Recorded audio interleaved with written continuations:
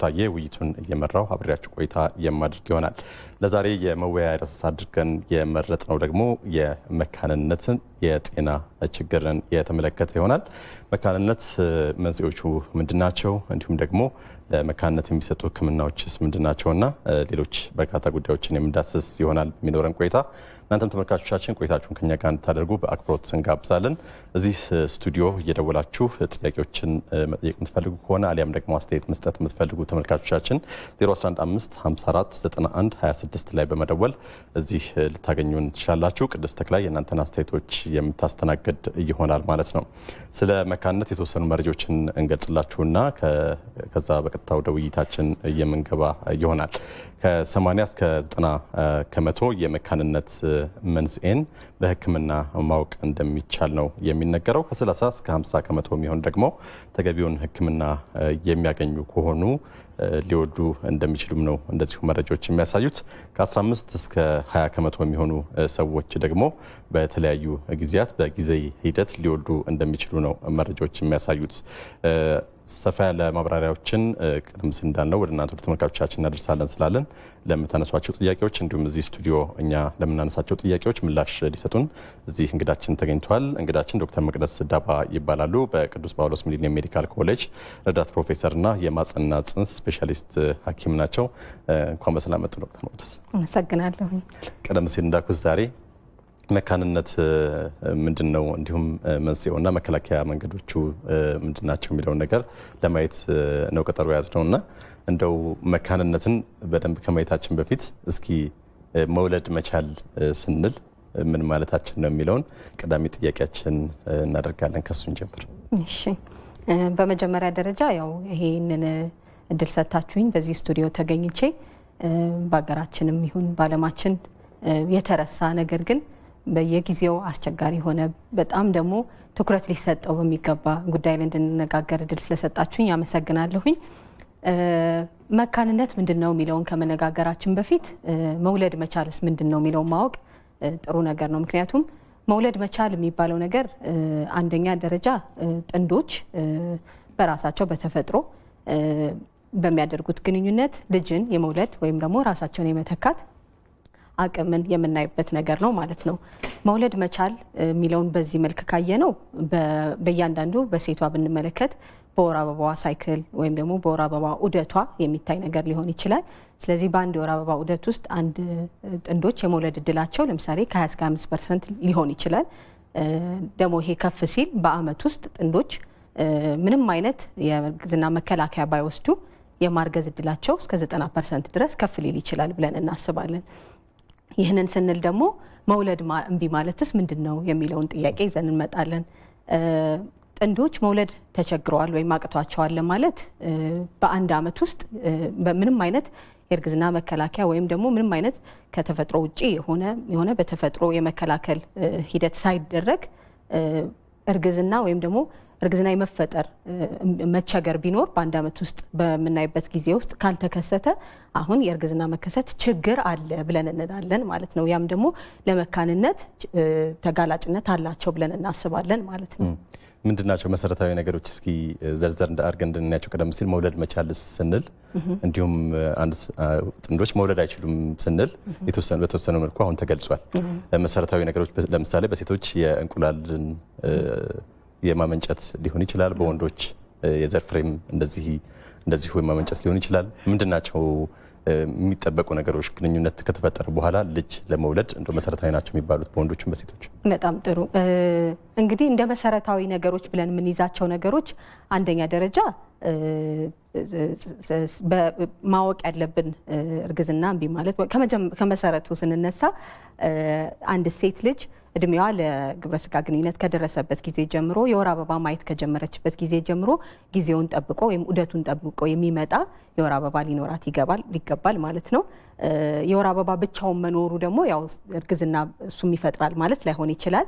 ስለዚህ ምክንያቶቹን በኋላ እንመለከታቸዋለን። በምን ምክንያት የወር አበባም እያየች አንድ ሴት ልጅ ላታረግዝ ትችላለች የሚለው ማለት ነው። የወንድ ልጅም ደግሞ እድሜው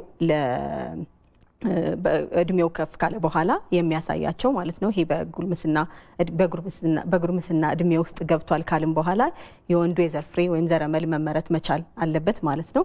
ያንን ማየት የሚችሉ ከሆነ ደግሞ ከዛም በኋላ በግንኙነት ጊዜ ምንም አይነት ችግር ከሌለባቸው በወር ውስጥ ወይም ደግሞ በሳምንት ውስጥ የሚያደርጉት በቂ የሆነ የግንኙነት ጊዜ ካለ በኋላ እርግዝና መፈጠር መቻል አለበት ማለት ነው። እነዚህ መሰረታዊ ነገሮች ናቸው። ግንኙነት መደረግ መቻል አለበት።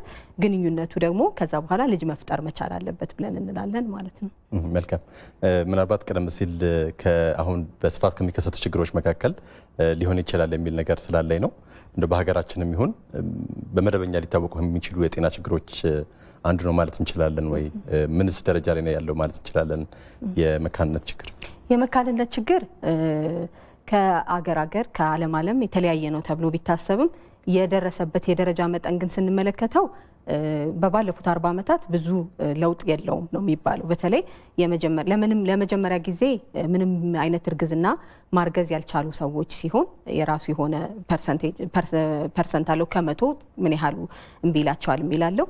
ለሁለተኛ ጊዜ እርግዝና እምቢ ማለት ከዚህ በፊት የትኛውም አይነት እርግዝና ተከስቶ ለሁለተኛ ጊዜ ግን እርግዝና እምቢ ማለት ቢኖር የራሱ የሆነ ከመቶ እድል አለው እና ከነዚህ ስንመለከት በሀገራችን ሲታይ ከ2000 በፈረንጆች ከ2000 ዓመት በኋላ ያሉ ናቸው ጥናቶች ብዙ የሚታዩት ማለት ነው። ምክንያቱም በሀገራችን የሚደረገው ራሱ ጥናት ከ2000 በኋላ ያለውን ነው የሚያሳየን። ነገር ግን በአጠቃላይ ከ7 እስከ 28% በዓለማችን ላይ ያሉ ጥንዶች የማርገዝ መቸገር ችግር እንደሚኖራቸው፣ የመካንነት ችግር እንደሚኖራቸው ይገለጻል።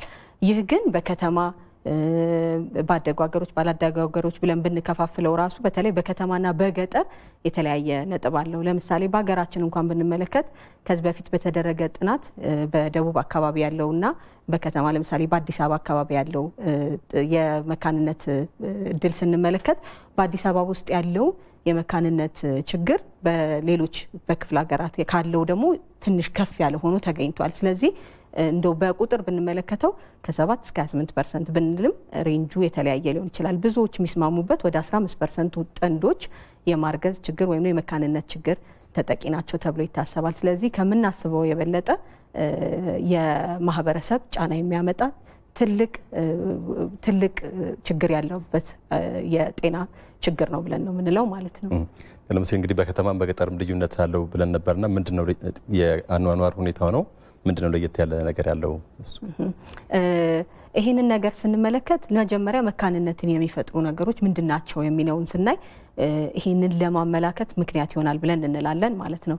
ምክንያቱም ስንመለከት ለምሳሌ ያው የወንድ መካንነት መጀመሪያ ማለፍ የሌለብን ነገር የወንድም የሴትም የሁለቱም አንዳንድ ጊዜ ደግሞ በሁለቱም ላይ ምንም በጥናት ማወቅ ማንችላቸው ምንም ምክንያቱ ያልታወቀ የመካንነት ችግር ሊሆን ይችላል ማለት ነው። ስለዚህ በከተማና በገጠር ወደሚለው ስንመጣ የአኗኗር ዘይቤን እንደ ምክንያት ተደርጎ ይገለጻል። ወይም ደግሞ ለመካንነት ተጋላጭ የሚያደርጉ ነገሮች ለምሳሌ ኢንፌክሽን ሊሆን ይችላል፣ የአባላዘር በሽታ ሊሆን ይችላል። በኑሮ ዘይቤ ደግሞ ስንመለከተው የቶሎ ያለማግባት፣ ቶሎ ያለመውለድ በተለያዩ ነገሮች ሊሆን ይችላል። ለመማር በመቆየት ሊሆን ይችላል። የተለያዩ የቤተሰብ መከላከያዎችን ላይ በመቆየት ሊሆን ይችላል። እድሜ ከፍ ካለ በኋላ ደግሞ የማርገዝ እድል እየቀነሰ ስለሚመጣ በዚህ ምክንያት ብዙ ጊዜ በከተማና በገጠር ያለውን ስንመለከት ይህንን እናያለን። ነገር ግን መተው የሌለበት ደግሞ ምንድነው ያለ እድሜ ጋብቻ አሁንም ቢሆን ከከተማው ይልቅ በገጠሪቱ አካባቢዎች ላይ እንደ ችግር የምንቆጥረው ነገር ነው።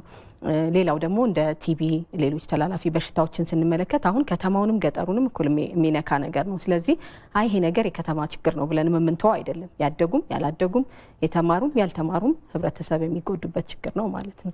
መልካም። ሌሎች ጥያቄዎችንም ወደ በኋላ ላይ በዝርዝር የምናያቸው ይሆናል። ተመልካች እንዳለ እየተነገረን ስለሆነ አንድ ጥያቄ እናስተናግድና እንመለሳለን። ሄሎ፣ ጤና ይስጥልን። ጤና ይስጥልን። ማን ነበር? ከየት ነው የሚደውሉልን? ከአፋር ስንታየው እባላለሁ።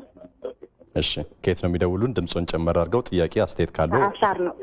ከአፋር ነው ስንታየው እባላለሁ። እሺ፣ መቀጠል ይችላሉ። ጥያቄ አስተያየት። እሺ፣ ጥያቄ ምን ነበረ? ያው የመካንነት ስለተባለ ነው። እኔ ግን ሞልቻለሁ። ያው የደም በጣም መብዛት መስሎብኛል። አሁን የደም መብዛት ነው። የደም መብዛት ማለት ነው። የደም መብዛት ደግሞ የእጢ ነገር ያመጣልና የእጢ መኖር ደግሞ መሀንነትን ያመጣሉ ወይስ ያለ መውለድ ይገድባሉ ወይ ነው? ስለዚህ ደግሞ የደም መብዛት ምክንያቱ ወይስ ምንድነው?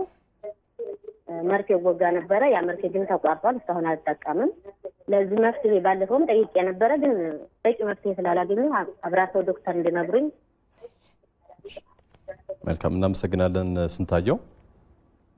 ምላሹን ይከታተሉ በቴሌቪዥን። ስንታየው የተባሉ ተመልካቻችን ያነሱት ጉዳይ ላይ ስንታየው በዚሁ የጠየቅሽው ጥያቄ ጥሩ ነው። ምክንያቶቹን ስንገልጽ በጣም ስላልሄድንበት ነው። ለመካንነት ተጋላጭ ከሚያደርጉ ነገሮች ውስጥ አንደኛው ነገር ምንድነው?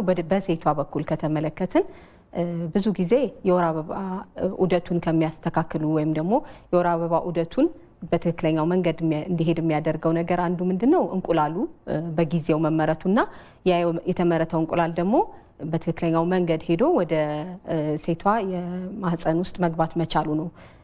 ስለዚህ የወር አበባ ዑደትን ከሚያስተካክሉ ወይም ከሚያዛቡ ነገሮች ውስጥ አንደኛው ምን ሊሆን ይችላል? ቅድም አንቺ የጠቀሽው የወር አበባ መብዛት አለኝ ብለሽ ነበረ።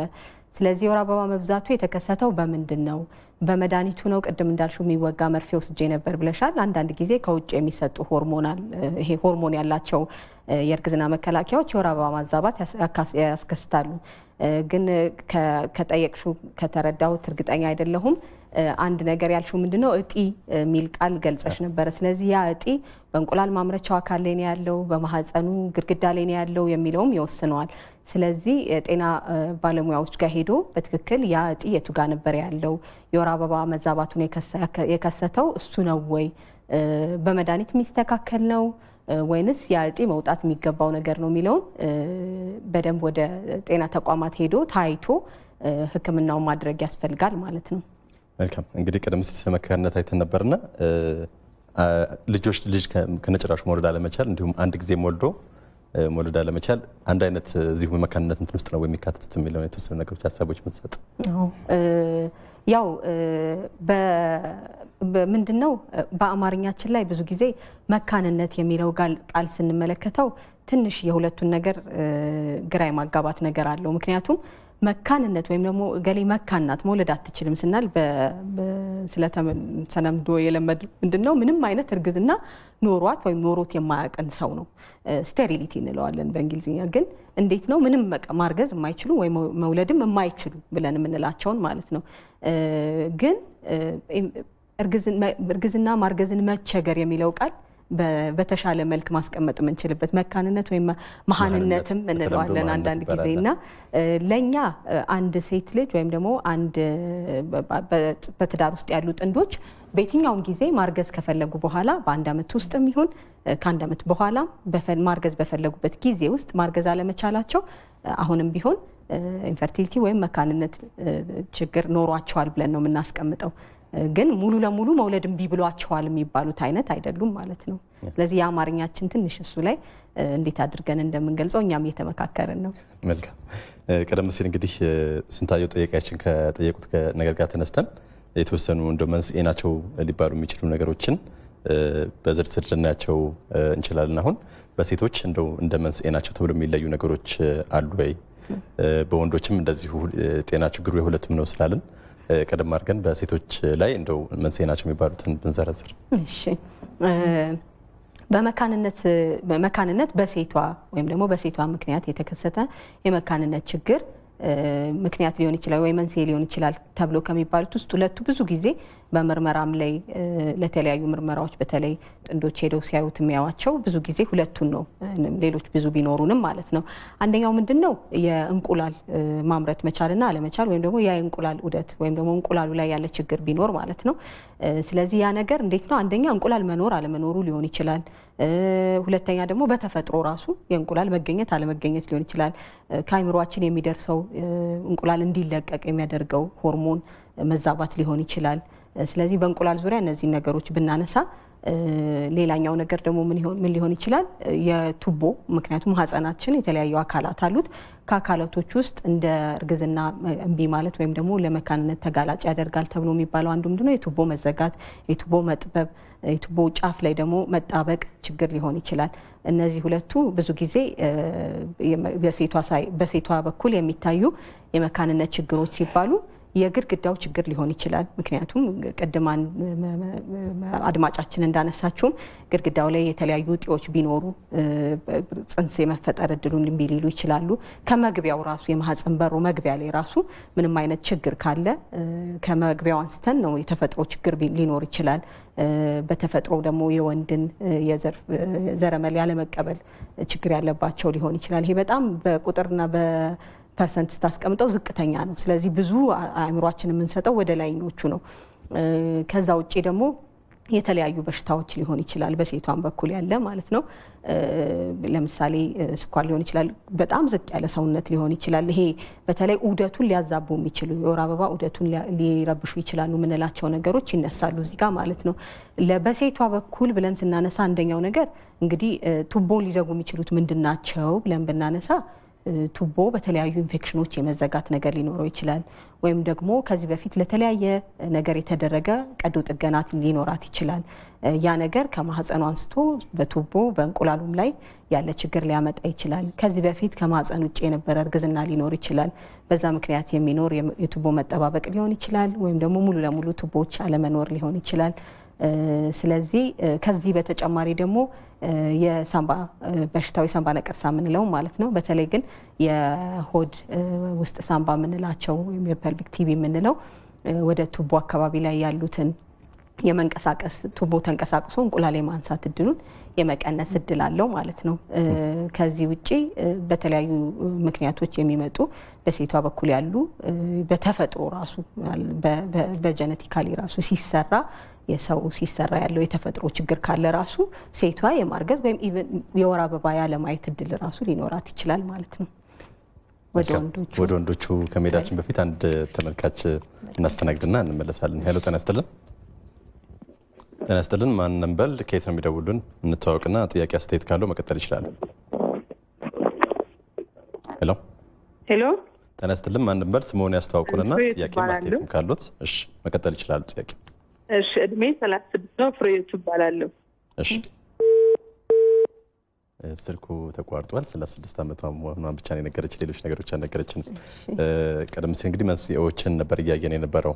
እንግዲህ ብዙ ጊዜ በሀገራችንም ሴቶች ላይ ችግሩ እንደሚኖር ወይም ደግሞ ሴቶች ችግሩ ተጋላጭ ናቸው ብሎ የማመን አይነት ነገሮች አሉ። ወደ በኋላ ላይ በዝርዝር ስለምንመጣበት ነው። ግን ወንዶችም የችግሩ ሊኖርባቸው ይችላል ተብሎ ይታመናል እና መንስኤዎቹ ወደ ወንዶቹ ጋር ምንድን ናቸው የሚለውን ብናይ። እሺ ልክ በሴቱ አቅጣጫ እንደደረደር ናቸው እንግዲህ ገልጸን ያው ብዙን አልገለጽ ነው ግን በጥቅል አስቀምጠነዋል። የወንዶቹም ጋር ስንመጣ እንግዲህ የዘረመል የወንዱ ዘረመል የሚመረትበትን መስመር በሙሉ ነው የምንከተለው። በዚህ ጊዜ አንዳንዴ ገና ሲጀመር ማምረት ይችላል ወይ ዘረመል ማምረት ይችላል ወይ ያ ወንድ የሚለው ነገር ጥያቄ ነው አንዱ። ከዛ በኋላ ደግሞ ከተመረተ በኋላ መቀመጥ የሚችልበት ወይም ደግሞ የዘር ፍሬው ያለበት አካባቢ ላይ ምንም አይነት ችግር ካለ ሁለተኛው የእርግዝና የማስቸገር ወይም ደግሞ የመካንነት ችግር ሊፈጥር ይችላል ማለት ነው። ተመርቶም ከዛ ደግሞ በደንብ ሄዶ በትክክለኛው ቦታ ከተቀመጠም ወይም በዘር ፍሬ ውስጥ ከተቀመጠ በኋላ ደግሞ በኋላ በግንኙነት ጊዜ መውጣት ሲያስፈልግ በሚሄድበት መንገድ ሁሉ ላይ የትኛውም አይነት ችግር ካለ ለምሳሌ መጥበብ ሊሆን ይችላል። በተለያዩ ነገሮች የመቋረጥ ነገር ቢኖር መንገዱን በሙሉ ምንም አይነት ችግር ካለ በግንኙነት ጊዜ በማፍሰስ ችግርም ሊሆን ይችላል። ስለዚህ ይሄ ስንፈተ ወሲብ ብለን የምንጠራው ነገር ሊሆን ይችላል። በተለያዩ ነገሮች ብዙ ጊዜ እንደየቦታቸው በተከሰተበት ቦታ መሰረት የሕክምናው እና እርግዝና የመከሰት እድሉ በዛው እየተለያየ ሊመጣ ይችላል ማለት ነው። ስለዚህ ስልክ እናስተናግድና ምናልባት ያልጨረስናቸው ጉዳዮች ካሉ በድጋሚ እንመለስባቸዋለን። ቀደም ሲል የደወለችልን ተመልካቻችን መቅደስ የስልክ መስመራችን ላይ ስላለች እንዳናቆያት በሚል ነው። ሄሎ ጤና ይስጥልን። ሄሎ ጤና ይስጥልን። እሺ ጥያቄ አስተያየት መቀጠል ይችላል። አሁን በሚተላለፈው ላይ ቴሌቪዥን እያዳመጥኩ ነበርና ጥያቄውን እሺ ጥያቄ መቀጠል ይችላሉ። እሺ ሄሎ እድሜ 36 ነው። 2 ልጆች አሉኝ። እሺ እሺ እየሰማን ይቀጥል። ምንም አይነት መከላከያ አልጠቀምም አሁን ማለት ነው። 2 ጊዜ ፌል አድርጎብኛል። እሺ አንዱ የአፈጣጠር ችግር ነው፣ አንዱ ደግሞ በራሱ ወርዶ ማለት ነው። እና ኦልሞስት አሁን 2 አመት አልፎኛልና ምንም መከላከያ አልጠቀምም። እንደገና ያው ከባለቤቴ ጋር ነው አብሬ የምኖረው። ምንም አይነት ግን እርግዝና አልተፈጠረም። ወደ ባለሙያ ሄጄ የማህፀን ግድግዳ ላይ እጢ አለ ብለዋል፣ ግን እሱ ችግር አይፈጥርም ብለዋልና ፔሪድ ደግሞ በወቅቱ ነው የሚመጣው፣ ምንም አይዛነፍም። እና ምንድነው ይሄ ችግሩ? እሺ ምናልባት ተጨማሪ ጥያቄ ዶክተር ካለሽ መጠየቅ ትችላለሽ። እሺ የመጨረሻው ቀደም ስትይኝ ፍሬውት አይደለ? በመጨረሻው ስትይኝ ከነበረው አንዱ እርግዝና ከዚህ በፊት 2 ነበረኝ። ከዛም በኋላ ግን እርግዝናዎች ነበሩኝ 2 ሁለቱም ደግሞ በተለያየ ምክንያት ተቋርጧል ነው። ስለዚህ እነዚህ አሉኝ ነው 9 እና 6 ዓመት ከሁለቱ በኋላ ነው አይደለ እርግዝና ሌሎች የነበሩት 2 የመጨረሻው ይሄ እርግዝና የመጨረሻ የትኛውም አይነት እርግዝና እምቢ ማለት ስንል በተለይ በመካንነት እርግዝና እምቢ ማለት ስንል የትኛውም አይነት ለምሳሌ ከማፀን ውጭም በማፀን ውስጥም በውርጃ ያለቀም ሊሆን ይችላል፣ በተለያዩ ነገሮች ደግሞ የተቋረጠ ሊሆን ይችላል። ከእነሱን ስለምንቆጥር ይሄ ነገር ከመጨረሻው እርግዝና ከተፈጠረ ስንት ጊዜው ነው? 2 አመት ከ5 ወር 2 አመት ከ5 ወር። እሺ ስለዚህ በቃ እንነጋገርበታለን። እሺ እናመሰግናለን። ምላሹን ይከታተሉ። እሺ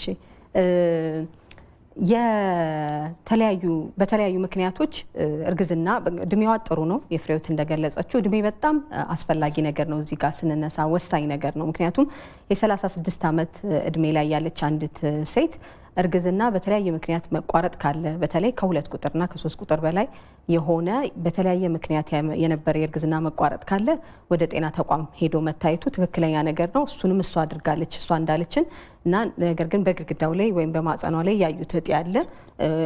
እጢ ሲባል እዚሁ ጋር በዛውም መናገር ስላለብን ነው። እጢዎች ሁሉ እርግዝና እምቢ ያስብላሉ ወይም እጢዎች ሁሉ የወር አበባ ያዛባሉ ወይ ወደ ካንሰር ይቀይራሉ ማለት ላይሆን ይችላል እና የጤና ተቋማቱ ላይ ያገኘችው መልስ እንደዛ አይነት ነው። ነገር ግን መድኃኒቶች ደረጃ አለው። ከዚህ በኋላ የሚደረጉ ሕክምናዎች አሉ። ስለዚህ ከዚህ በፊት ወልዶ ነበር ሲባል ብዙ ጊዜ በእኛ በጤና ባለሙያዎችም የምንሰጠው ደረጃ ትንሽ ዝቅ እንዳይል ጥንቃቄ ማድረግ አለብን። 2 መውለድ በቂዋ ነው ብለንም ማለት አይደለም። ስለዚህ አንድ ሴት መውለድና ማርገዝ እስከፈለገች ድረስ መታለች። ስለዚህ አስፈላጊዎቹ ምርመራ በደረጃ መሄድ ያስፈልገናል።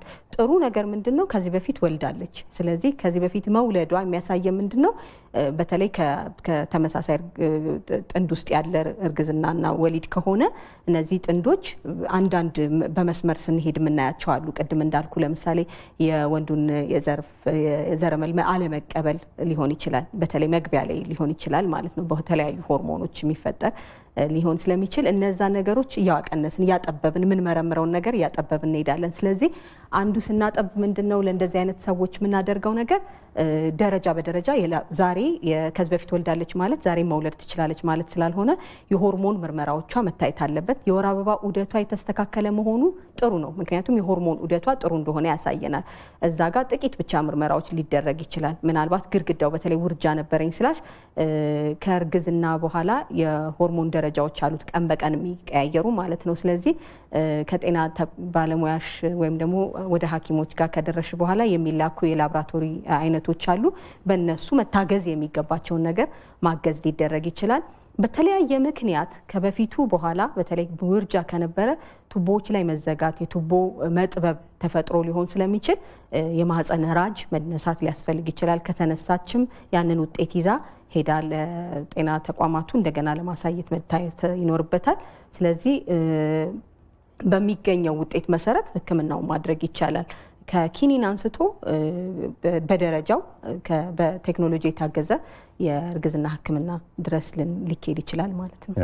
ወደ በኋላ ላይም በደንብ ስለምንመጣባቸው የምናቸውና ቀደም ሲል ሀሳቦቹን ካልጨረስን ምናልባት ሊነሱ ይገባቸዋል የሚባሉ ነገሮች ካሉ ወንዶች ጋር ነበረን ከዚህ ስንፈተ ወሲብ ጋር ከስፐርም ወይም የዘር ፍሬ ጋር ተያይዞ እነዚህ ነገሮች እያነሳን ነበረ። የሚጨመሩ ነገሮች ካሉ አጨርሳቸው። እዚህ ጋር ሌላ የምንጨምረው ነገር ምንድነው? ለወንዱም ለሴቷም ቢሰራ ለወንዱም ደግሞ በተለይ ማንሳት ያለብን ነገር ምንድነው?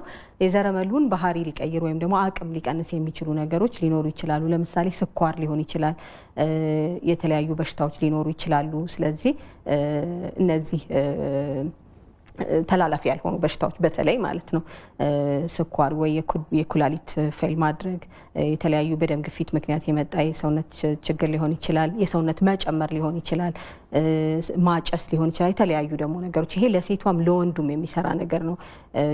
ለሴቷ እንቁላሉን ባህሪ የመቀየር ነገር ነው። የቱቦዎቹን ባህሪ ይቀይራል።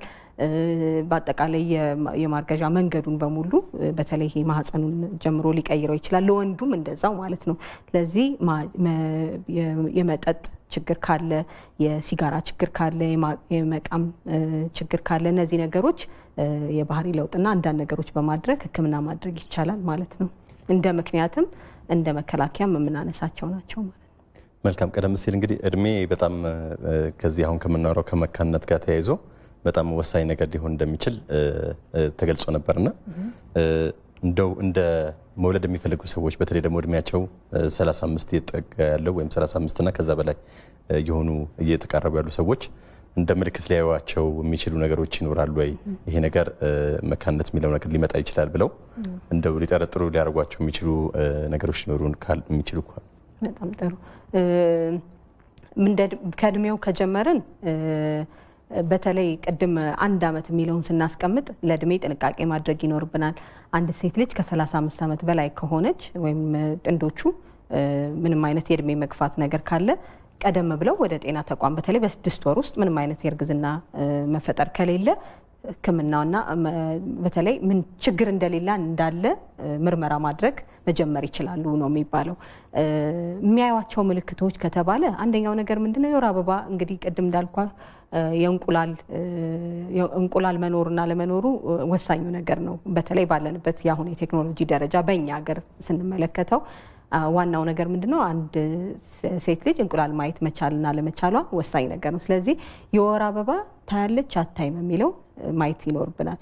አንድ ሴት ልጅ ከ15 ዓመቷ በኋላ የወር አበባ ማታይ ከሆነ ወደ ጤና ተቋም መሄድ ያስፈልጋታል። ከዛ ይጀምራል።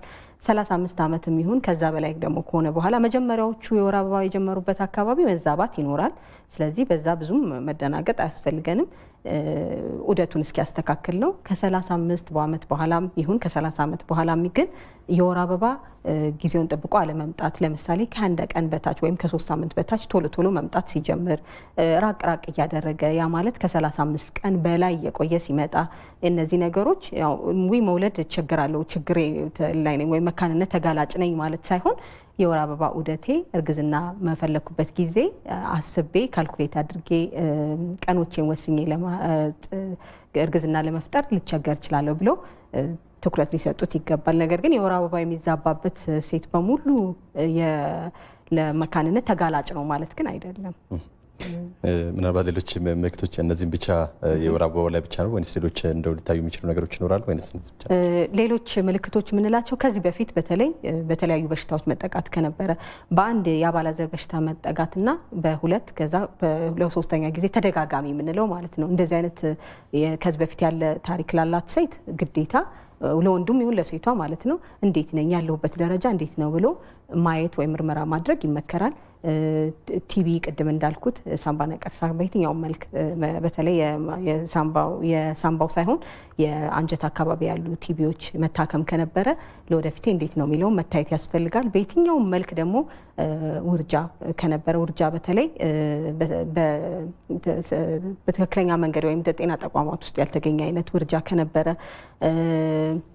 የተለያዩ አይነት ኦፕሬሽኖች ከነበሩ ማህፀን አካባቢ የነበሩ ኦፕሬሽኖች ካሉ ተጋላጭነቴ እንዴት ነው የመካንነት እድሌ እንዴት ነው የሚለውን ማየቱ ጥሩ ነው ብለን እናስባለን። ግን ባለንበት ደረጃ ዝም ብለን በማህበረሰቡ ወጥቶ ቀድሞ ምርመራ ያድርግ የሚል ነገር የለን። ምክንያቱም ከ3 ወር እስከ 6 ወር አንድ ጥንዶች ተጋብተው በ3 ወር ውስጥ የማርገዝ እድላቸው ወደ 50% ሊሆን ይችላል። ከዛ ደግሞ እንደገና ከፍ እያለ ሲሄድ በ6 ወር ውስጥ፣ በ1 ዓመት ውስጥ፣ በ2 ዓመት ውስጥ ያድል እየጨመረ ይመጣል። ስለዚህ እነዚህ ምልክቶች እስከሌሉ ድረስ ከ1 ዓመት በፊት በጣም ተቻኩለን ምርመራ ማድረግም የራሱ የሆነ የኢኮኖሚያዊ ጫና ይኖረዋል። አሁን እዚህ ለመጨረሻ ላይ ካነሱልኝ አንጻር አንድ ተመልካችን እናስተናግድና ወደ ጥያቄዎች እመለሳለሁ። ሄሎ ጤና ይስጥልን። ሄሎ ጤና ይስጥልን። አቤት። ሄሎ ጤና ይስጥልን። ማንም አብሮ ይስጥልን። ይሰማናል? ስሞን ያስተዋውቁንና ጥያቄ አስተያየት ካለው መቀጠል ይችላሉ። እሺ ይሰማል? ይሰማናል። ያስተጋባል። እሺ እና መጠየቅ የፈለኩት አመሰግናለሁ። መጀመሪያ አንድ ጽንስ በሳምንት ወይም በወር ከተቋረጠ ነፍስ ዘርቷል ያስብላል ወይ የሚል ነው። ነፍስ ዘርቶ ነበር ይባላል ወይ ያው ዝም ብሎ ነው የተቋረጠው? ይሄን ለማወቅ ፈልጌ ነው። ለውጥ ነበረው ይባላል። በምን ያህል ጊዜ ከተቋረጠ ነው ያለው? 3 ሳምንት ወይንም በወር ውስጥ ከተቋረጠ ጽንሱ ነፍስ መዝራት ጀምሯል ወይንም ዝም ብሎ የተለመደ የወር አበባው ነው የተቋረጠው ነው ማለት ፈልጌ ነው። ታንኪዩ፣ እናመሰግናለን። ተመልካቻችን ምላሹን እንከታተሉሽ። እሺ፣ ስም አልያዝኩም፣ ይቅርታ ያው ስላልተነገረን ነው። ወይዘሮ ሙሉመቤት ያው አንድ ጽንስ የሚለውን ቃል ከተጠቀምን በኋላ ጽንስ ሆኗል ብለን ነው የምንለው። ስለዚህ አንድ ጽንስ በ3 ሳምንትም ይሁን ከዛ በፊት ጽንስ የሚለውን ቃል ከተጠቀምን በኋላ ያው ጽንስ ነው የምንለው። ነገር ግን ጽንስ ስንል የጽንሱ ግድግዳ አለ፣ ጽንሱ መያዣ ማቀፊያው ቦታ አለ። በማህፀን ውስጥ አንዳንድ ጊዜ ምናልባት ብዙ ጊዜ በራሱ ተቋረጠ የምንላቸውን አይነቶች ማለት ነው የልብ ምት ከመፍጠርና ካለመፍጠሩ በፊት ምንለው አለ። ስለዚህ ብዙ ጊዜ በሳምንታት የተለያየ ነው። ይሄ ከ3 ሳምንት አሁን በተጠራው ሳምንት ላይ ጽንሱ ልብ ምት አንጠብቅም። ነገር ግን ጽንሱ ቦታውን ከያዘበት በኋላ የሚፈጥራቸው የባህሪ ለውጦች ይኖራሉ። በተለይ ግድግዳው ላይ የምናየው ዙሪያውን የምንመለከተው ነገር ይኖራል። ስለዚህ ይሄ ጽንስ አይደለም ብሎ ከማለትና ጽንስ አይደለም ብለን ለማለት ከባድ። ጽንስ የሚለውን ቃል ተጠቅመናል። ምክንያቱም አንድ እንቁላል ከአንድ ዘረመል ጋር ተቀላቅሎ ጽንስ ተፈጠረ ካልን በኋላ ከዛ በኋላ ያሉት በእድሜ በቀናት የተለያዩ ይሆናሉ። ምናልባት ከእርግዝና እምቢ ማለት ከሚለው ጋር ከሆነ ያነሳ ነው ጽንስ መፍጠር ከቻሉ በሽንትም ሆነ በደም ምርመራ ናሙና ተወስዶ እርግዝና እንደተነገረ ከታወቀ እርግዝና ነው የሚለውን ይዘን ነው የምንነሳው ማለት ነው። ስለዚህ መካንነት ነው ብለን የምንለው ደረጃ ላይ አይደለም ማለት ነው። መልካም ተመልካቾቻችን፣ ጤናው ቤቱ ፕሮግራማችን አሁን ይቀጥላል። ከዚህ ካነሳ ነው የመካንነት ጉዳይ ጋር በርካታ ጉዳዮችን እያነሳ ነው የምንገኘው። እናንተም ጥያቄዎችን ማንሳት መፈልጉ ከሆነ እዚህ ስቱዲዮ ዶክተር መቅደስ ሰፋ ያለ ማብራሪያ ሰጥቷቸዋል። 0115 54 91 26ን በመጠቀም እዚህ ስቱዲዮ እኛ ማግኘት ትችላላችሁ። ምላሽም የምንሰጣችሁ ይሆናል። እንደ አይነት ወይም ደግሞ ደረጃዎች አሉት ወይ የሚለውን ቀጣይ ጥያቄ ያደርጋለሁ ዶክተር መቅደስ። ጽንስ እምቢ ማለት ወይም ደግሞ መካንነት ደረጃዎች አሉት ከተባለ ያው ቅድም ለመነካካት ሞክረናል። አንደኛው ነገር ምንድነው? የመጀመሪያ ደረጃ ቅድም አንድ አድማጫችን እንደጠየቀችው ከዚህ በፊት 2 ልጅ ነበሩኝ፣ ነገር ግን በባለፈው ከ2 ዓመት በላይ ምንም አይነት እርግዝና ሊከሰት አልቻለም ስትለን የሁለተኛ ጊዜ ወይም ደግሞ ከዚህ በፊት እርግዝና የነበራቸው ነገር ግን አሁን ለመካንነት ተጋላጭ የሆኑ በሚለው እንይዘዋለን። ምንም አይነት እርግዝና ኖሯቸው ማያውቁ ሲሆን ደግሞ ለመጀመሪያም ጊዜ ምንም ያላረገዙ ብለን እንላለን። ስለዚህ በደረጃ ስናስቀምጠው እንደዚህ ብለን እንከፍላቸዋለን ማለት ነው። አጋላጭ የሆኑ ሁኔታዎችስ አሉ? በተለየ ሁኔታ ለመካንነት ሊጋለጡ ይችላሉ ተብለው የሚታሰቡ ሰዎች አሉ? ያው ለመካንነት ተጋላጭ ከምንላቸው ቅድም ከነካነው ነገር ጋር ትንሽ ይገናኛል። አንደኛው በተለያዩ ኢንፌክሽኖች መያዝ ወይም ደግሞ ከዚህ በፊት ለተለያዩ ኢንፌክሽኖች በተለይ የማህፀን ኢንፌክሽን ነው የምለው የማህፀን ኢንፌክሽን፣ ለወንዱም በኩል ደግሞ የዘር ፍሬው አካባቢ የተለያዩ ኢንፌክሽኖች ከነበሩ ለዛ መታከም ካለ እዛ አካባቢ ላይ አደጋ ደርሶ ከነበረ በወንዱ በኩል ስንመጣ የዘር ፍሬው አካባቢ ምንም አይነት ኦፕሬሽን ከነበረ ተጋላጭነት ወይም ደግሞ እንደ መንስኤም ሊሆን ይችላል ተጋላጭነትም ሊሆን ይችላል። ግን ተጋላጭ ሊሆኑ ይችላሉ ብለን እንደ ስም ብናስቀምጥ ለምሳሌ ከአንድ በላይ ግብረ ስጋ ግንኙነት ጓደኛ መኖር፣ ምክንያቱም ለኢንፌክሽን ተጋላጭ ይሆናል። ከዛ እየተከታተለ ሌላውም ይመጣል ማለት ነው። በየትኛውም መልክ ደግሞ ማህፀን አካባቢ የተለያዩ ኦፕሬሽኖች ከነበሩ የቱቦ መዘጋት ሊሆን ይችላል። ለእንዲህ አይነት ነገር ተጋላጭነት ሊሆን ይችላል። የተለያዩ መድኃኒቶችን መውሰድ ራሱ እንደ ባለሙያዎች ምክር ይለያያል። ይሄ ሁሉም መድኃኒት አይደለም። ስለዚህ ለመካንነት ተጋላጭ ሊያደርግ ይችላል።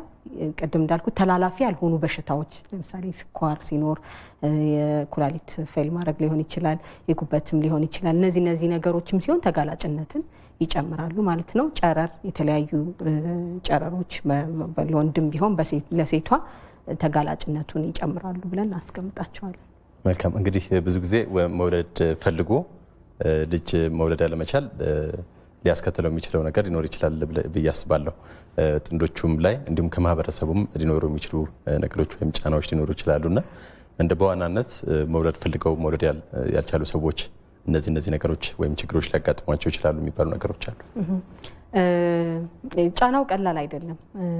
እንዲህም ዛሬ እናንተ ቁጭ ብለን እንደምንነጋገረው ከሕክምናው አንስቶ ለሕክምና ራሱ በቃ ወስኖ መምጣቱ ራሱ ቀላል ጫና አይደለም። ውሳኔው ራሱ በቃኛ ለማርገዝ ተቸግረናል እንዴት እናድርግ የሚለውን ራሱ ውይይት ለማምጣት በየቤቱ ያሉ ጥንዶች ይሄንን የበለጠ መናገር ይችላሉና ቀላል ነገር አይደለም። ጫናውን ስንመለከተው ደረጃዎች አሉት። እንደውም ከኛ በደረጃ ስናስቀምጠው ከ1 እስከ 6 ብለን እናስቀምጠዋለን። እንደውም ደረጃውን ዝም ብሎ መጀመሪያ አካባቢ የመጀመሪያዎቹ ወራቶች፣ ከዛ ወራቶቹ ሲጨምር፣ አመቱ ሲጨምር፣ ቀኑ ሲጨምር፣ ከአካባቢ ያለው ጫና ሲጨምር ራሱ እየጨመረ ይመጣል። ስነ አእምሮአዊ ጫና አለው። እንደገና ደግሞ ማህበረሰባዊ ጫና አለው።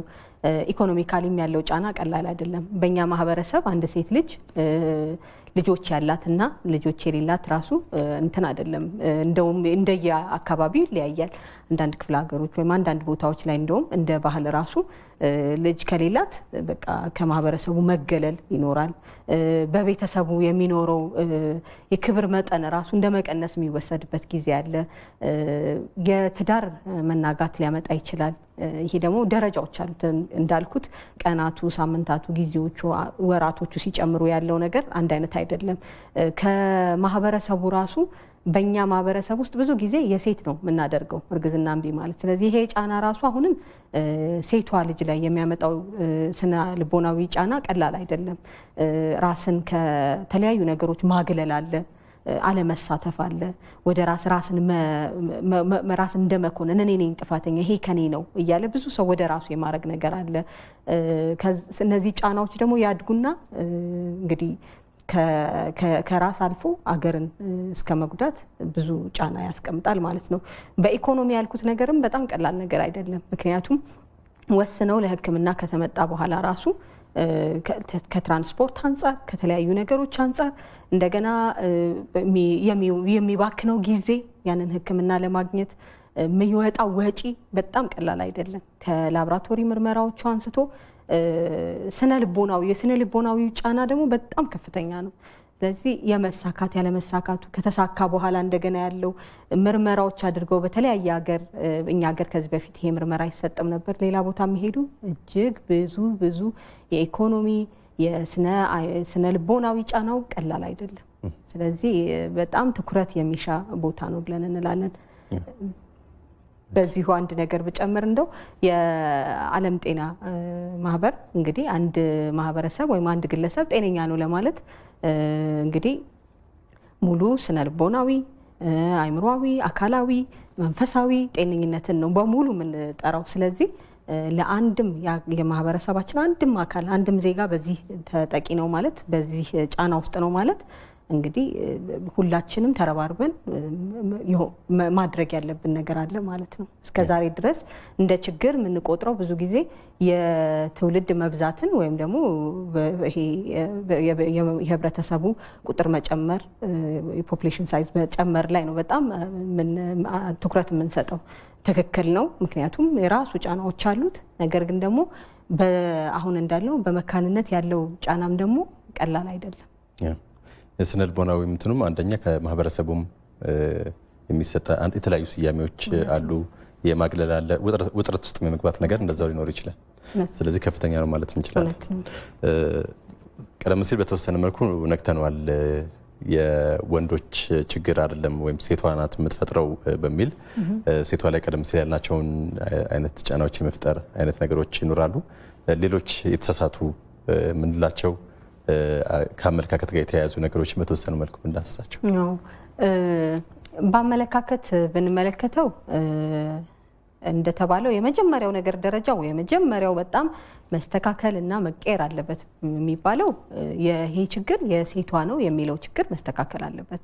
ምክንያቱም ይሄ የማህበረሰብ የጥንዶች የሁላችንም ችግር የሁሉም ማለት በመርግዝና እምቢ ያላቸው ወይም ደግሞ መካንነት ላይ ያሉ ጥንዶች ችግር ነው። ስለዚህ ይሄ መጀመሪያ መቀረፍ ያለበት ነገር ነው። መውጣትና ሕክምና ማግኘት ያንን ነገር መቅረፍ ራሱ የሚቻለው ከዚህ አስተሳሰብ ውስጥ መውጣት ስንጀምር ነው።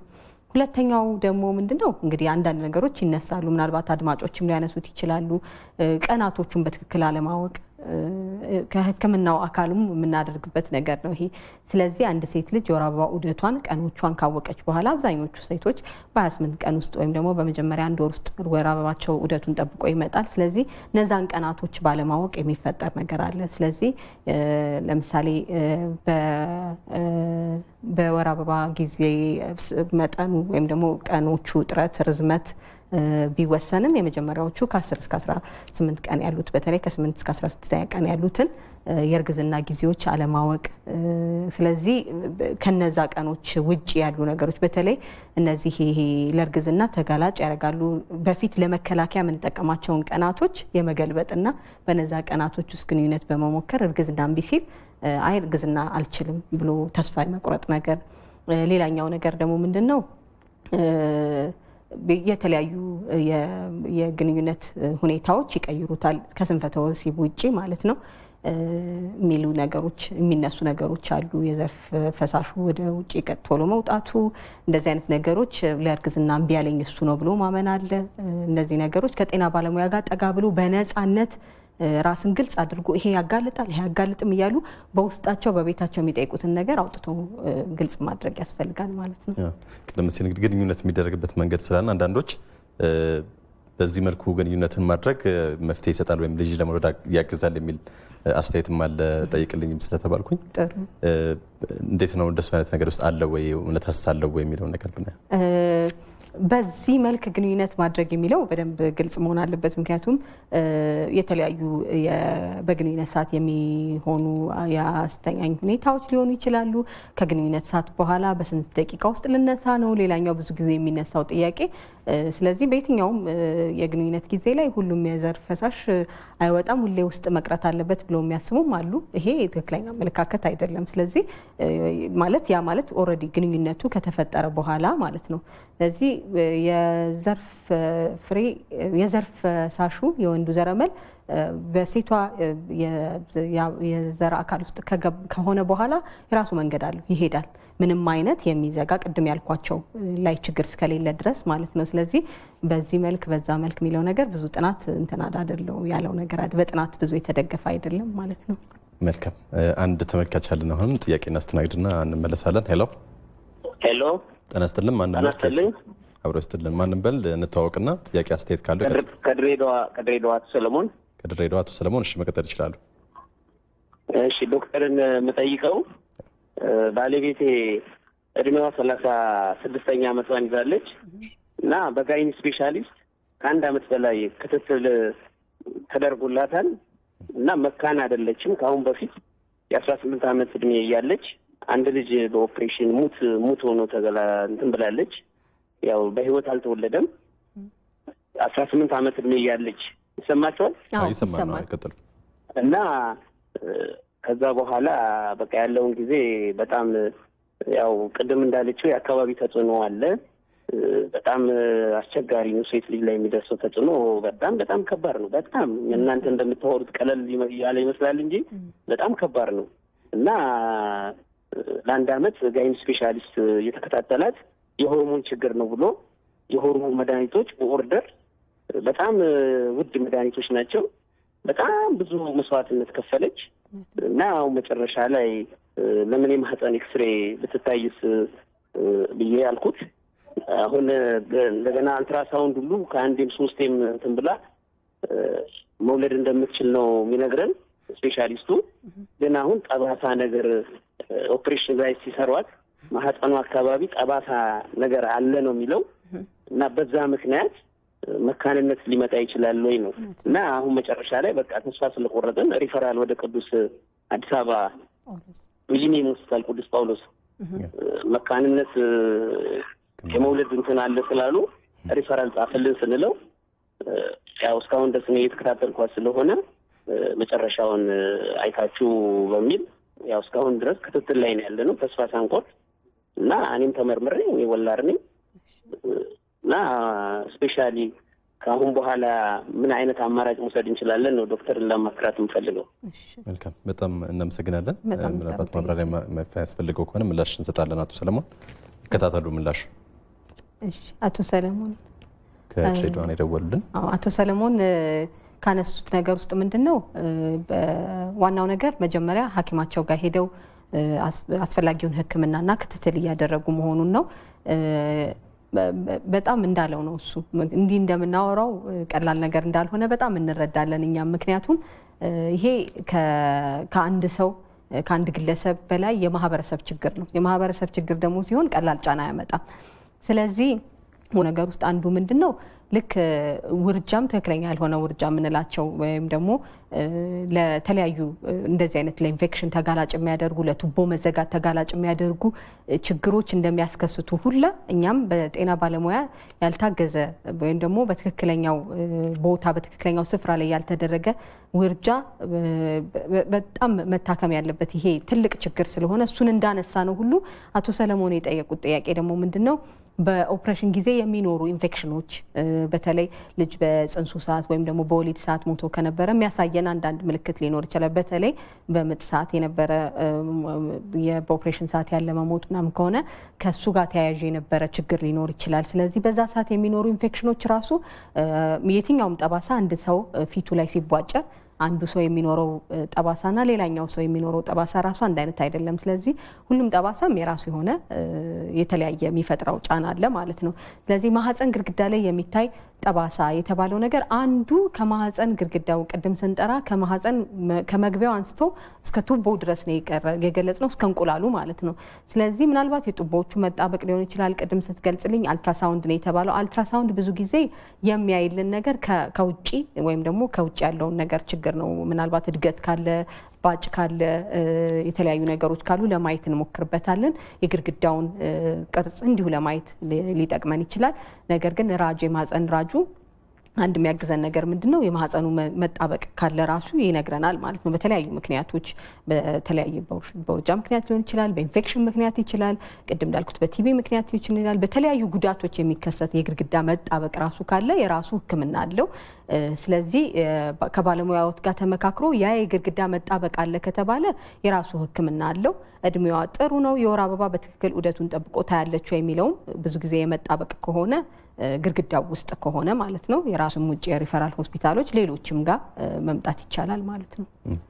ነገር ግን ባሉበት አካባቢ ራሱ መጣበቅ ከሆነ መጣበቁን መፍታት የሚቻልበት ነገር ከሆነ ማየት ይቻላል ማለት ነው። ቲም ያገኙበት ይሆናል። የህክምና ባለሙያዎች ጥንዶች መውለድ አልቻልንም ወይም የመካንነት ችግር አለ ወይ ብለው ወደ ህክምና ሲመጡ ችግሩ እንዴት ነው መለየት የሚችሉት? ምን ምርመራዎች ነው የሚያደርጉት? አንድ ጥንዶች በሚመጡበት ጊዜ መጀመሪያ ከታሪክ መውሰድ ነው የሚጀምረው። ስለዚህ ምን ያህል ጊዜያችሁ ነው ከተጋባችሁ ወይም ደግሞ ምን ያህል ጊዜያችሁ ነው ግንኙነት ከተጀመረ፣ ለእርግዝና በተለይ ለእርግዝና የሆነ ሙከራ ከተጀመረ ስንት ጊዜ ነው ከሚለው ይጀምራል። ወንዱም ወይም ሴቷ ወይም ከሁለቱም ከዚህ በፊት የነበረ እርግዝና ካለ በየትኛውም አቅጣጫ ያለ ማለት ነው በወንዱም ይሁን በሴቷ በኩል ከነበረ ይታያል። ከዛ ውጪ ደግሞ የተለያዩ ውርጃዎች አሁን በሴቷ በኩል የሚወሰዱ ታሪኮች ሊኖሩ ይችላሉ። ውርጃ ነበረ ወይ፣ የተለያዩ ኦፕሬሽኖች ቅድም ያልናቸው ያየናቸው አጋላጭ ነገሮች በሙሉ ተወስደው ሰፊ ሆነ የቃል ጥያቄ ሊኖር ይችላል ማለት ነው። ወይም ደግሞ ታሪኳን መውሰድ ሊያስፈልግ ይችላል። በወንዱም አቅጣጫ እንደዛው ማለት ነው። ከልጅነት አንስቶ በጉዳት ሊሆን ይችላል፣ በተለያዩ ሰርጀሪዎች ሊሆን ይችላል፣ ውሃ መቋጠር ሊሆን ይችላል፣ የተለያዩ ነገሮች ከሂስትሪው ጀምሮ እንደገና ደግሞ የወር አበባ በትክክል ዑደቱን ጠብቆ ይመጣል ወይ፣ የወንዱም ደግሞ የዘር ፍሬ ፈሳሹ በትክክል ያያል ወይ የሚለውን በግንኙነታቸው ሰዓት ምን ያህል ነበረ፣ እንዴት ነው፣ በሳምንት ውስጥ ምን ያህል ግንኙነት ያደርጋሉ፣ ብዙ ጊዜ የሚረገዝበትን ጊዜ ሲያውቃሉ ወይ? ምክንያቱም አሁን ለምሳሌ በ28 ቀን ውስጥ የምታይ የወር አበባውን የምታይ ከሆነ በተለይ ብዙ የምታረግዝባቸው ጊዜዎች ምንላቸው አሉ አይደለ? እነዚህ ከ10ኛው ቀን ጀምሮ እስከ 18ኛ ቀን ያሉትን ቀኖቹ ጠብቀው ግንኙነት ያደርጋሉ ወይ? በተለያዩ ምክንያቶች አብረው አይደሉም ወይ? ለምሳሌ በስራ ምክንያት የመራራቅ ብዙ ጊዜ የሚነሳ አንድ ችግር ይሄ ነው። ምክንያቱም ወይ ወንዱ ወይም ሴቷ አሁን በስራ ምክንያት ፊልድ የሚወጡ ከሆነ ይሄ ራሱ የነዚህን ቀናት የመቀነስ ችግር ይፈጥራል ማለት ነው። ስለዚህ እነዚህ ነገሮች አሉ የሚለውን ከታየ በኋላ ከታሪክ መውሰዱ በኋላ አስፈላጊው ሕክምና ደግሞ ማድረግ ማለት ነው። ምክንያቱም ከላይ ጀምሮ ሴቷ እንዴት ናት፣ ሆርሞናሊ እንዴት ነው ጊዜውን የጠበቀ የጡት ማደግ፣ የጸጉር ማደግ፣ የተለያዩ ነገሮች አሏት ወይ? ለወንዱም እንደዛው የባህሪ በትክክለኛ እድሜውን የጠበቀ ለውጥ ነበረ ወይ? የሚታዩ ምንም አይነት እባጮች አሉ ወይ? የሚታዩ ኦፕሬሽን አላቸው ወይ? ከሚታየው አንስቶ ወደማይታዩት ደግሞ ምርመራዎች ስንሄድ የላብራቶሪ የደም ምርመራ ሊደረግ ይችላል። በደረጃው ማለት ነው። መደረግን ወይም ደግሞ መበረታታት ያለበት ነገር ምንድነው? ምርመራውን በአንድ አቅጣጫ ከማድረግ ሁለቱንም አንድ ላይ አድርጎ ማድረግ የሚወጣውን ጊዜና የሚወጣውን ወጪ ይቀንሰዋል። ምክንያቱም ቶሎ ሊገኝ ይችላል፣ አንዱ ጋር ሊሆን ይችላል ወይ ሁለቱም ላይ ሊሆን ይችላል። በጣም ሰፊ ምርመራዎቹ ውድ እየሆኑ ስለሚመጡ ከትንሹ ምርመራ አንስተን እያሰፋን አልትራሳውንድ ሊኖረው ይችላል፣ ራጅ መነሳት ሊያስፈልግ ይችላል፣ የወንዱ የፈሳሽ ምርመራ ይደረጋል። እነዚህ ብዙም ያስፈልጉት ናቸው። በእነዚህ ሆርሞን ምርመራዎች ደግሞ ስንጨምርበት ከሆርሞን ውስጥ የምናያቸው ምንም አይነት ችግሮች ካሉ በመድኃኒት የሚታከሙትን እያከሙ ምርመራውን ማድረግ ይችላሉ ማለት ነው። መልካም። አንድ ስልክ እናስተናግዳውንም። ሄሎ ጤና ይስጥልን። ሄሎ ጤና ይስጥልኝ። ጥያቄ አስተያየት ካሉ መቀጠል ይችላሉ። ዳውድ የተባሉት ተመልካቻችን ከድሬዳዋ መቀጠል ይችላል። እሺ፣ እኔ ምንድነው 20 ዓመት አካባቢ ሆና ነበር የጸነሰችው እና በ20 ዓመቷ ጸንሳ ልክ እንደማንኛውም ወላድ በ9 ወሯ ኦፕሬሽን ተደርጎ ልጁ በህይወት እንትን አላለም። ግን ኦፕሬሽኑ ሲሰራ ጂፒዎች ናቸው መሰለኝ የሰሩላት በዛን ሰዓት። ኦፕሬሽኑ እንዲህ በጎን እንደዚህ በጣም ቅዱ ትልቅ ነው።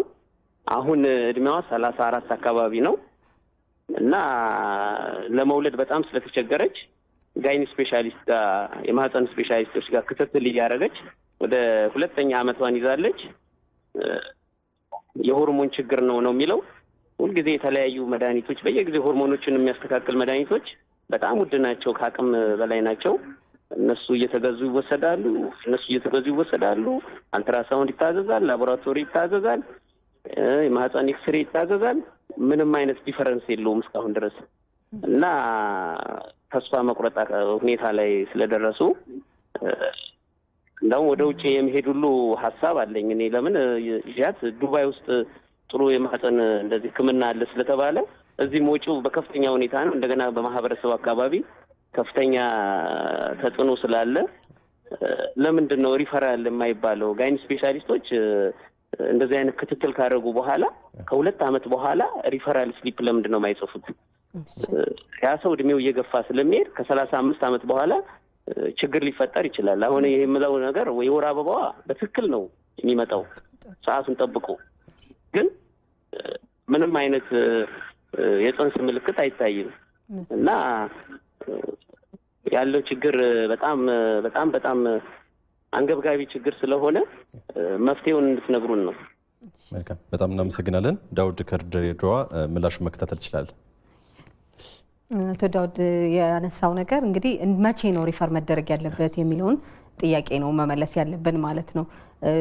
ከዚሁ ጋር ደግሞ አንድ ሌላ ከሁለቱም አድማጮች የሰማነው ምንድነው በፊት በልጅነት የነበሩ ወሊዶች ነበሩ። ከወሊድ በኋላ እንደምንሰማው እንግዲህ አብዛኛው እንግዲህ አጋጣሚ ዛሬ አድማጮቻችን ብዙዎቹ የሚደውሉት ከዚህ በፊት አርግዘው የነበሩ አሁንም ቢያላቸውን ስለምንሰማ ነው።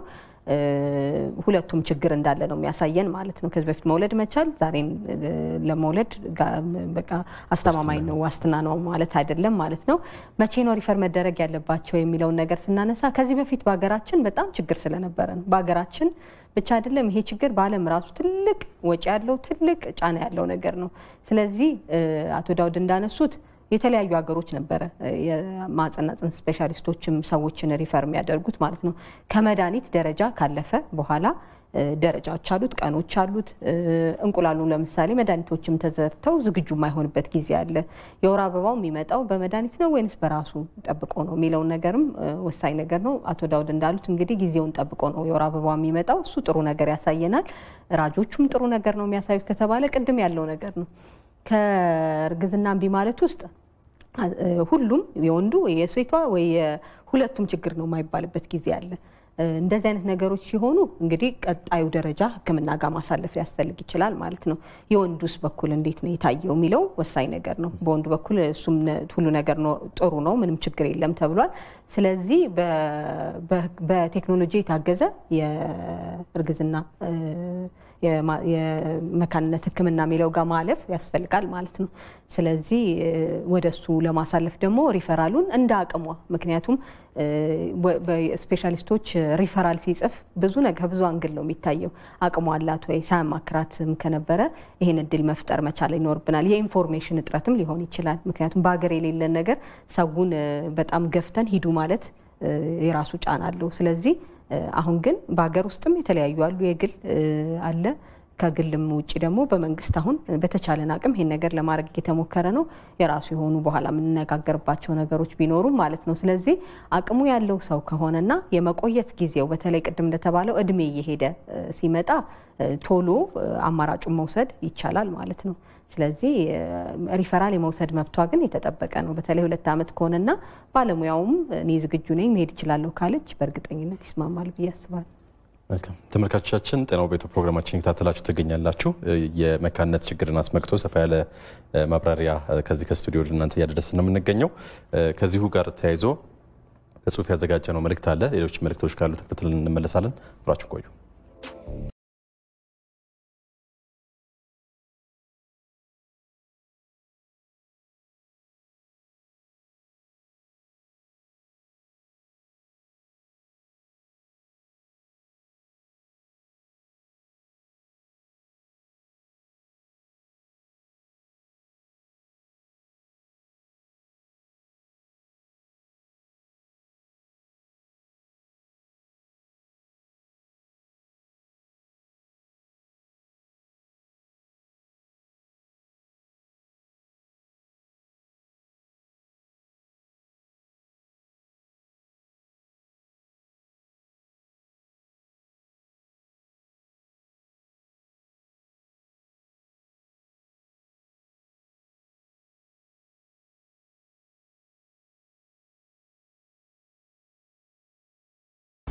ተመልሰናል ተመልካቾቻችን። ጤናው ቤቱ ፕሮግራማችን እየተከታተላችሁ ትገኛላችሁ። ዛሬ መካንነትና መንስኤዎቹ እንዲሁም ምን ሊደረግ ይገባል የሚለውን ጉዳይ እየተወያየን እንገኛለን።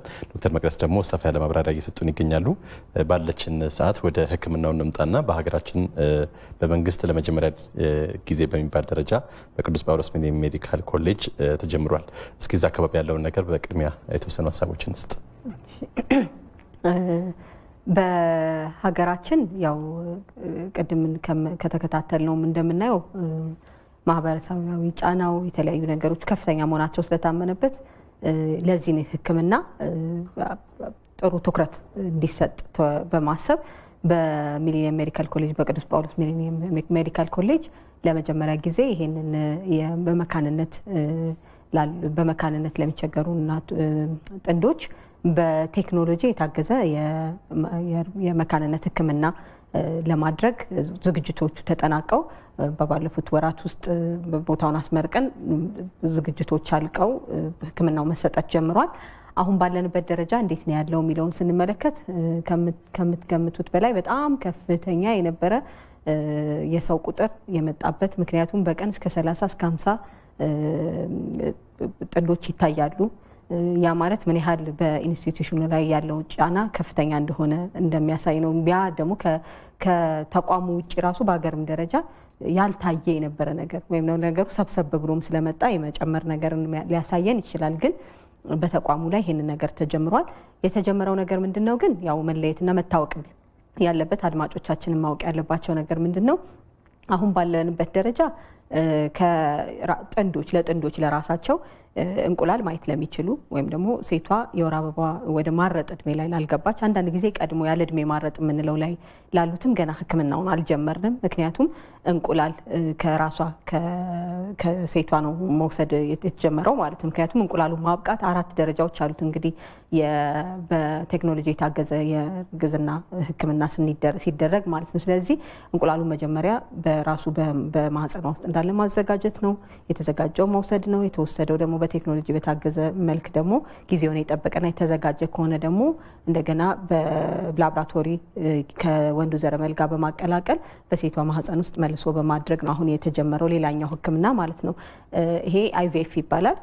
ይሄንን ህክምና ጀምረናል። አሁን የመጀመሪያዎቹ ሰዎች ከዚህ በፊት ተመዝግበው የቆዩትን የተለያዩ የምንወስዳቸው መሟላት ያለባቸው ነገሮች አሉ። አንዱ ምንድነው የወር አበባ ዑደቱ ቅድም እንዳልኩት እንቁላል ማየቷ ነው። ስለዚህ የወር አበባ ምንም ለቆመ በተለይ የቆመው በእንቁላል መቆም እንቁላል ማምረት ባለመኖር ምክንያት ከሆነ አሁን ባለንበት ደረጃ ምንም አይነት ሌላ ህክምና አልጀመርንም። ግን ይኖራል ለወደፊትም ይመጣል ብለን ተስፋ እናደርጋለን። ምክንያቱም በጣም ትልቅ ችግር ጫና ያለው ነገር ነው። በተለይ ያለ እድሜ የወር አበባ መቆም የሚለው ነገር አሁን ችግር ስለሆነ ማለት ነው እሱ ላይ ጀምረናል።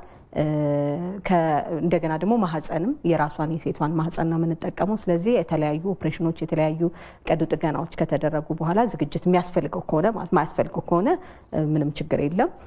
በወንዱ በኩል ይሆነና በሴቷ ምንም አይነት ችግር የሌለን ደግሞ ከሆነ እሱም በቴክኖሎጂ የታገዘ ከማህፀን ውጪ የሆነ ማቀላቀል ሊደረግ ይችላል። ወይም ደግሞ ከወንዱ ዘረመል በመውሰድ በተለያዩ ሳይንስ በታገዘ መልክ ደግሞ ወደ ሴቷ ማህፀን ውስጥ በክተት ሊሆን ይችላል። በውጭ ማቀላቀል ላይሆን ይችላል ማለት ነው። ስለዚህ እነዚህ ደረጃዎች ላይ በአገሪቱ ለመጀመሪያ ጊዜ በሆነ ደረጃ ይሄ ትልቅ ተስፋ ነው ተጀምሯል።